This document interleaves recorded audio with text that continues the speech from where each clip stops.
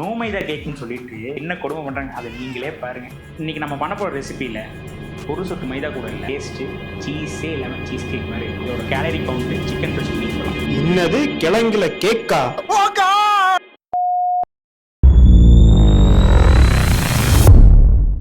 நம்ம ஏன் நோ மைதா கேக் பண்ணணும்னு நினைக்கிறோம்? மைதா உடம்புக்கு நல்லது இல்லைன்ட்டா, இல்லை சீட் டேஸில் லோ கேலரி கேக் சாப்பிட்லான்ட்டா? இன்றைக்கி நம்ம பண்ண போகிற ரெசிபியில் ஒரு சொட்டு மைதா கூட இல்லை, ஃபேட்டும் மினிமலாக யூஸ் பண்ணியிருக்கோம். ஜிம்பர்ஸ் நோட் பண்ணிக்கோங்க, இதோட கேலரி கவுண்ட்டு சிக்கன் பிரஸ்ட்டுக்கு ஈக்குவலாம். கேலரி கவுண்ட்டு சிக்கன் பிரஸ்ட்டுக்கு ஈக்குவலாம். அது மட்டும் இல்லை, டேஸ்ட்டு சீஸே இல்லாமல் சீஸ் கேக் மாதிரி இருக்கும். உங்களுக்காக இந்த நோமைதா கேக்கை கண்டுபிடிக்கிறதுக்கு நானும் எங்கள் டீம் கஷ்டம் இருக்கு. பார்க்காத வீடியோ கிடையாது, போகாத ரெசிபி கிடையாது, யூடியூப்லேயும் கிடைக்கல, இன்ஸ்டாகிராம்லேயும் கிடைக்கல. நோமைதா கேக்குன்னு சொல்லிட்டு இன்ஸ்டாகிராம்லையும் யூடியூப்லேயும் என்ன கொடுமை பண்ணுறாங்க அதை நீங்களே பாருங்க. ஒரு கப் அளவு ரவை, कप सूजी, एक कप सूजी को मिक्सी में डालें। 1.5 கப் அளவு ரவை எடுத்துக்கோங்க. அதுவும் மைதா, முட்டை, வெண்ணெய், ஓவன் இப்படி எதுவுமே இல்லாம.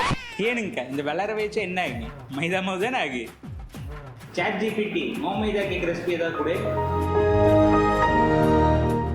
A few minutes later. எனக்கு கோதுமை மாவு யூஸ் பண்ணக்கூடாது.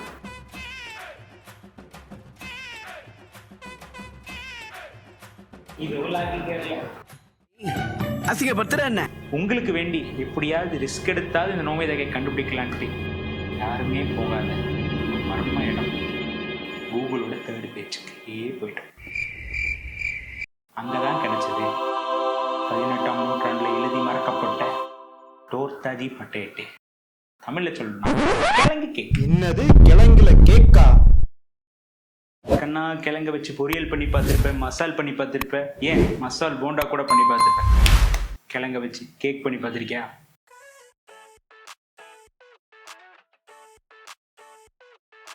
கிழங்குல கேக் பண்ணுறதுக்கு 3லேருந்து 4 கிழங்கு கூடவே 35 கிராம் பாதாம் எடுத்து அது சூடான தண்ணியில் ஊற போட்டுடலாம். அதாவது 350 கிராம் கிழங்கு எடுத்து வேக போட்டுடலாம்.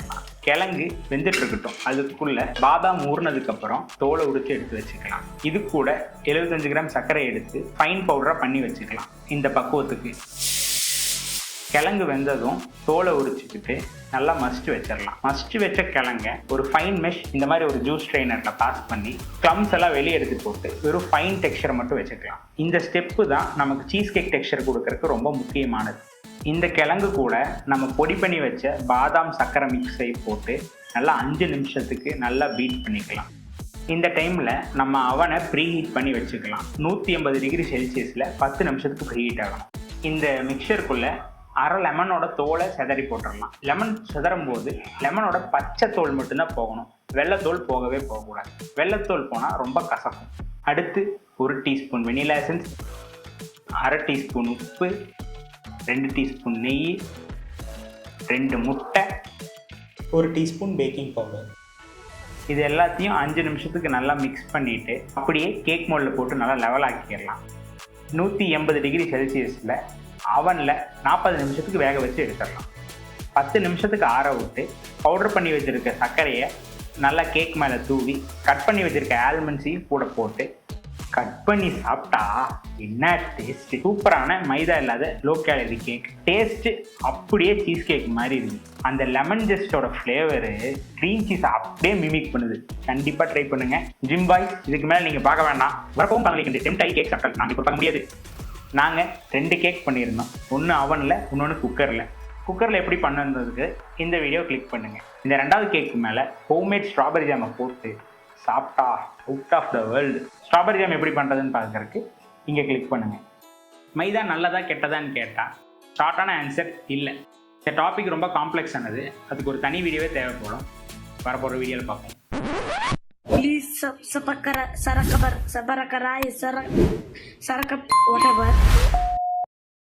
கிழங்குல பொரியல் செஞ்சு பார்த்துருப்பேன், போண்டா செஞ்சு பார்த்துருப்பேன், ஏன் மசால் போண்டா கூட செஞ்சு பார்த்துருப்பேன். கிழங்குல கேக் செஞ்சு பார்த்துருக்கியா? பாடுறா.